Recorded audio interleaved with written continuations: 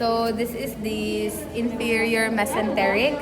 So the inferior mesenteric will branch out into the left colic. This one, the left colic. And this is the sigmoid. And then the superior mesenteric is this one. It's cut off. And this is the celiac branch. So the 3 is the one, the splenic. The larger one is the common hepatic. And then the smaller one is the left gastric. Yeah, that's it. Camera action. So this is the genitofemoral. It will branch. It has a smaller branch, and then kuan mo dito na view. Closer. Kay dito na view ba like top view. Maklaro. Yeah. So right, this is the genitofemoral, and then we have after that is the femoral artery. From this, di ba femoral artery is from what level? Ano level ang femoral? Ay, femoral L3 to S. Lumbar. Until, basta it's from 3. Parang 3. L4, L5 to S3. I think so. I think it's L2 to L5. Basta, but it's from 3. So like, can you see 1, 2, 3? It will go to the femoral. And then this is the ventral ramus of the ventral ramus of the 5th lumbar. And then the one at the last one is the ventral ramus of the 1st sacrum. Okay. I think that's it. Ascending, transverse, descending. So from the cecum, Thank you. from the open Send to me. cecum, you see the ileal orifice. Yeah, ileocecal Ileocecal orifice. orifice. With And your then, ileocecal lips. yeah, this is the lips. Superior and inferior. So kung itag yan, orifice ang ilagay or lips? If you pointed here, If it's their lips. Siguro you can put Siguro, in the middle, lips. then just put Orifice. ileocecal orifice. okay. But If it's this- in the middle, diba? If But it's here, it pierces in if it this- will pierce like this, where's it's the the lips. where's the pin? Here. So maybe if it's tagged like this is the orifice. If it's up, But opening. if it's tagged like this, It's on the lip, it's literally on like the a lip. piercing on the lip. Yeah. Then we That's mention the superior and inferior. Yeah. No, no. Ileocecal Just say lips. ileocecal lips. Ileocecal lips. And then they say this is the frenulum. Okay. Yung tingin doon sa kabila. Frenulum. Okay, this is Yeah. You know like the frenulum on your tongue? the one that Yeah, attach. it looks like this also, right? Yeah. So that's the frenulum. Yeah, that one. That's The one with the ligament kind of thing which attaches the tongue. Yeah. so that's the frenulum. And then the ileocecal. What's it called? No, it's not ileocecal. It's Wait. S yun. S ba yun? It's called Semilunar. Semilunar. Okay, Semilunar. semilunar folds. Okay. That is As seen yun. as a plant. The plicae circularis is in the small intestine. Okay. This one is the Plicae circularis. Yeah. So if it's in the large, it's semilunar folds. Okay, so for the tinea. The most phrase where this is the mental Three appendix. tenias. Okay, so this weird Decorations. decorations. Ostra, right? No, this one is the Omental. Omental. Appendices. mental appendices. Appendix. The hostra is actually the shape like that. Circle. Uy, pati But yung you vermi can- form. Sausages. The sausage looking. That's What's Ostra. that? That's small. No hostra. No, That's a no hostra jejunum. in the small. In the big, basta the shape like that is the Yeah, that's hostra. sausage. Hindi naman sa I don't think you can tag it. That is the name. That's where your feces Ang gets the hostra, shape. diba? right? Yeah, we can. Yeah, we can see it. So for Mas, also this tinea. one, Vermiform. vermiform appendix. Don't forget, right? Vermiform appendix because Doc said he will not allow appendix. Right? Vermiform appendix. So the tinea. Because he's coded more. We have to mention which technique is free technique. Like that. Yeah. Okay. So the free tinea, this one, it's not attached to anything. So if you see that and it's not attached to anything, just write free.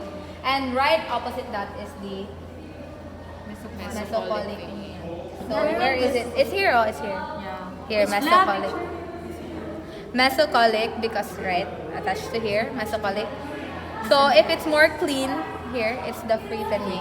So parang lion lang siya. Yeah, they just look like lines actually. Ay, kuwan na kay picture na niya. Hello, di mo klaro if kay opposite mo gud siya. So free, Free yan? yeah, free because it's not attached to anything, right? Oo. Free, it's more clean. And then the other one is the here. Ano was that? What's it? What was that? I forgot. Mesocolic. Mesocolic tenye. What's next? One more. The And omental. I can't identify the omental. Omental is If it's in the transverse colon, it's called the omental. Let's just like What are the three types? Libre, mesocolic, and one more. Here, omental. omental. Yeah, I think If it's in the transverse, it's omental. Nasa may line na If dyan. you place here, the omental. Tricolate. Where's the Omental tenye. Yeah, where's the If it's in the transverse, it's omental If it's tenye. in the ascending or descending. Sound Fritani. machine. But if it's attached to the mesentery, it's So that will be in the mesocolic. cadaver. Fritani, mesocolic. Pins. Omental. Pins. Yeah, you This. keep it in that position. Sorry. We You can wipe it. also have fritani. This one. Descending.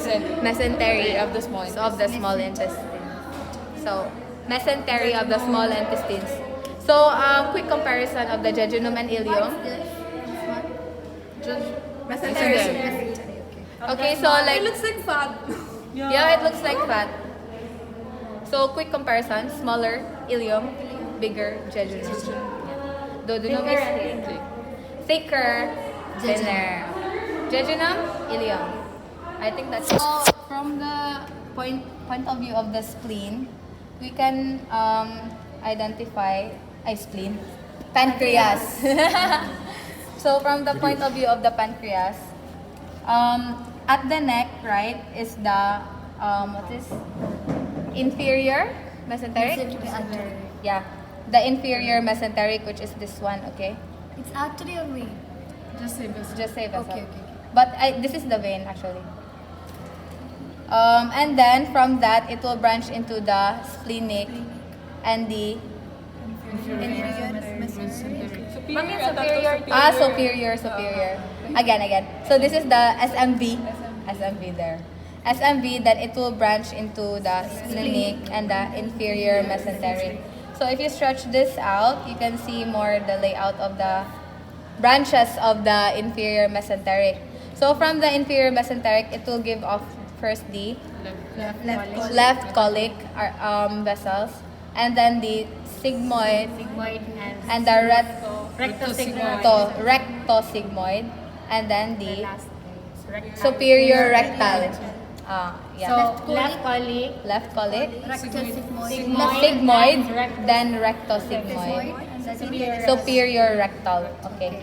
Just remember the last one is the superior rectal, then rectosigmoid, sigmoid, and then left colic. So from the SMV, on the right side, it gives off the middle. But this one is cut. It's supposed to be like that. So the middle goes to the transverse colon. Yeah, the middle right goes to the transverse colon, and then going down, it goes to the right colic. Right colic, right? For the ascending column. Because it's going to the ascending colon here. So this is the right colic. Supposedly below the right colic, it will branch off to the ileocolic, but this one is not dissected properly. Not yet dissected into. So if it's somewhere here, it's probably ileocolic. This is right colic. This is middle colic.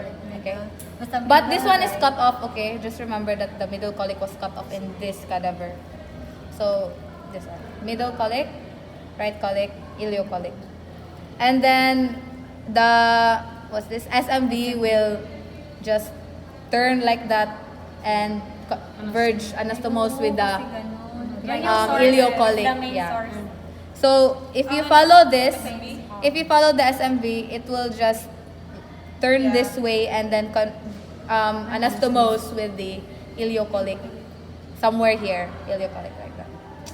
I guess that's it. Okay. Yay! Happy.